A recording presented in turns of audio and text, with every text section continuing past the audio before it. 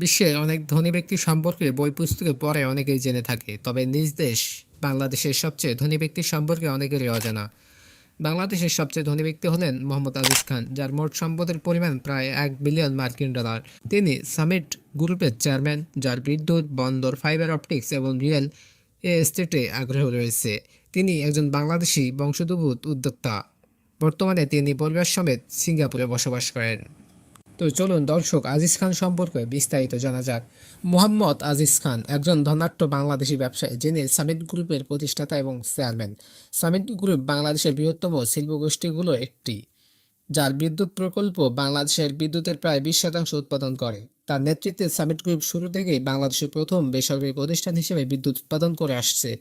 তাছাড়া জ্বালানি, বাণিজ্য, বন্দর, টেলিযোগাযোগ, আতিথেয়তা এবং রিয়েল এস্টেট জুড়ে বিনিয়োগের সাথে একটি বৈচিত্র্যপূর্ণ প্রতিষ্ঠান হিসেবে সামিট গ্রুপ আত্মপ্রকাশ করেছে। আজিজ খানের নেতৃত্বে সামিট গ্রুপ বিশ্বে অনেক বহুজাতিক সংস্থার সাথে অংশীদারত্ব গড়ে তুলেছেন। এর মধ্যে অন্যতম আইএইচসি এবং ওয়ারসেসিলা। তিনি বাংলাদেশের অভ্যন্তরীণ অবকাঠামো প্রকল্পে অর্থায়নের জন্য কোটি কোটি ডলার বিনিয়োগ করেছেন। এছাড়াও তিনি বাংলাদেশের জ্বালানি খাতে $3 কোটি বিনিয়োগের অঙ্গীকার করেছেন। মোহাম্মদ আজিজ খান, তার স্ত্রী এবং 3জন পরিবার সদস্যকে আইসিআইজে দ্বারা নামকরণ করা হয়েছে, যাতে ব্রিটিশ ভার্জিন দ্বীপপুঞ্জে সিঙ্গাপুর ঠিকানা ব্যবহার করে 6টি অফশোর কোম্পানি পরিচালনা করা হচ্ছে। আজিজ খান একজন সেনা কর্মকর্তার ছেলে। একজন ব্যবসায়ী হিসেবে তার প্রথম পদক্ষেপ গৃহীত হয়েছিল তার বন্ধুর সঙ্গে, যিনি তার বাবার মৃত্যুর পর পরিবারের আমদানি ব্যবসার সঙ্গে নিযুক্ত হতে বাধ্য হন।